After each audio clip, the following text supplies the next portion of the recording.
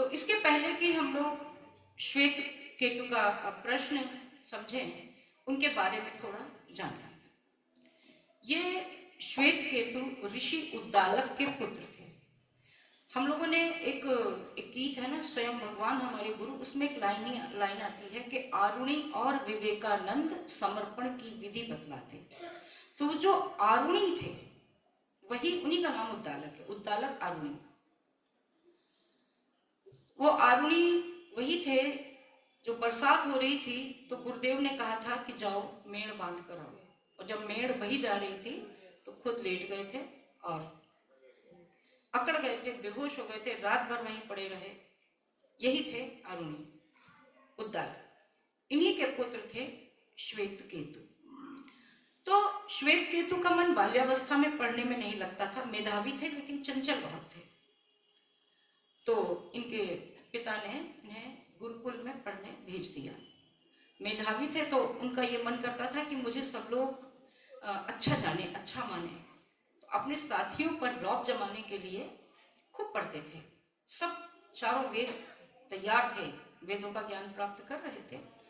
सारे वेद बिल्कुल अच्छे तरीके से तैयार थे और सब पर यह रौब था कि श्वेत केतु बहुत विद्वान, बहुत मेधावी है। जब 12 वर्ष बाद वे शिक्षा पूरी करके अपने पिता के पास आए तो उनकी चाल में बड़ी अकड़ थी, ज्ञान की अकड़ थी, विद्वता की अकड़ थी। उन्होंने तो पिता को भी ठीक से प्रणाम नहीं किया। उनके पिता को समझ में आ गया कि पुत्र को विद्या का अहंकार हो गया है। तो उन्होंने पूछा कि और पुत्र विद्याध्ययन पूरा हो गया? जी पिताजी। अब विवाह करोगे या और विद्याभ्यास करने की इच्छा है? पिताजी, वो बहुत से मेरे साथियों ने मेरा बचपन में बहुत अपमान किया था क्योंकि मैं पढ़ता नहीं था। तो मैं एक बार राजा जनक की सभा में शास्त्रार्थ करके जीत जाऊं और दुनिया को ये पता चल जाए कि मैं कितना विद्वान हो गया हूं, उसके बाद विवाह की बात सोची जाएगी। तो ऋषि को समझ में आ गया कि पुत्र की विद्या अभी पूरी नहीं हुई। तो उन्होंने पूछा, क्या तुमने उस एक को जाना जिस एक को जानने के बाद कुछ भी जानना शेष नहीं रह जाता? तो वो बोला कि ये मेरे गुरु ने मुझे नहीं पढ़ाया। तो उन्होंने कहा कि जाओ और अपने गुरु से सीख कर। और ये था तत्त्वमसि, तत्त्वम असि, तत्व वह परमात्मा, त्वम तुम, असि हो। हमारे चारों वेदों की 4 घोषणाएं हैं। ऋग्वेद कहता है प्रज्ञान ब्रह्म, यजुर्वेद कहता है अहम ब्रह्मास्मि। जनसाधारण को इसमें थोड़ा सा भ्रम हो जाता है कि ये द्वैत और अद्वैत की बात है। ये अद्वैत भाव की जब भक्ति अपनी चरम अवस्था को प्राप्त होती है तो वो जो जीव और परमात्मा, ये जो दोनों एक हो जाते हैं, तब जीव अनुभव करता है अहम ब्रह्मास्मि। जो कम बुद्धि के लोग हैं वो कहेंगे अहम ब्रह्मास्मि, स्वयंभू भगवान बनता है। तो वो कहता है नहीं, सामवेद कहता है तत् त्वम असि, तत् वह, त्वम तुम, असि हो, वह तुम हो। अच्छा, तो तुम भी ब्रह्म हो, मैं भी ब्रह्म हूं, ये सब कौन है? तो फिर हमारा अथर्ववेद कहता है अयम आत्मा ब्रह्म, यह आत्मा ब्रह्म है। अर्थात ये संपूर्ण जगत ब्रह्ममय है। आगे इसकी व्याख्या होगी।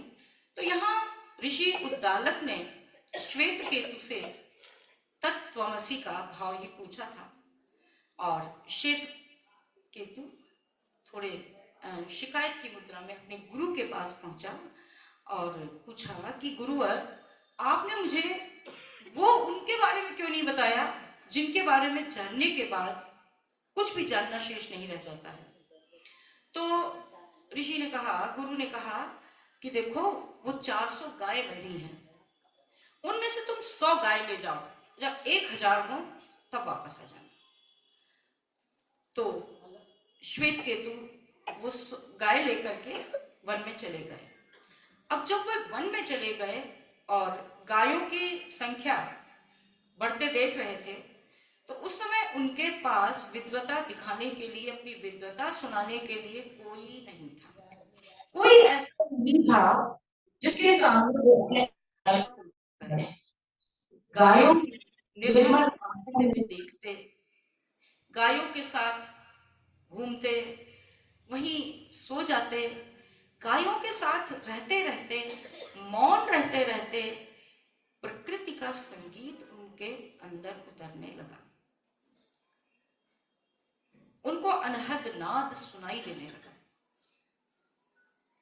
और वे उस एक अर्थात उस परमात्मा में इस तरह खो गए, उस प्राकृतिक वातावरण में, उस एकांत में, कि अब 1000 गायें होने पर भी उनकी वापस लौटने की इच्छा नहीं है।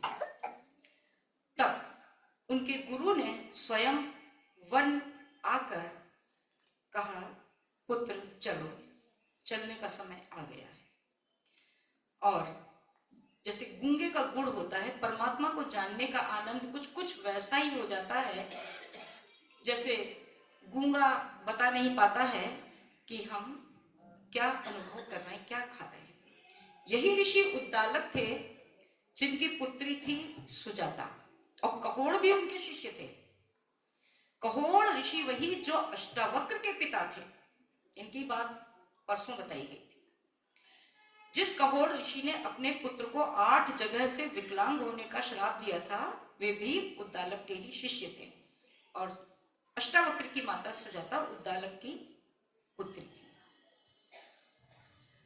तो ऐसे ऋषि जो वन में इतने लंबे समय तक रहे, गायों के पवित्र सानिध्य में, वो कैसे विचारवान हो गए कि कभी जो बालक के रूप में उद्दंड थे, अहंकारी थे, आज वो ऋषि पिप्पलाद से, महाप्राज्ञ पिप्पलाद से प्रश्न पूछते हैं। और क्या प्रश्न है उनका कि देव किम सर्वथा मर्त्यः स्वतंत्रो अथ च सर्वथा परिपूर्णो अनपेक्षो अन्यैः प्रगतेः पथि संचरन्। कि देव, क्या मनुष्य सर्वथा स्वतंत्र और परिपूर्ण है?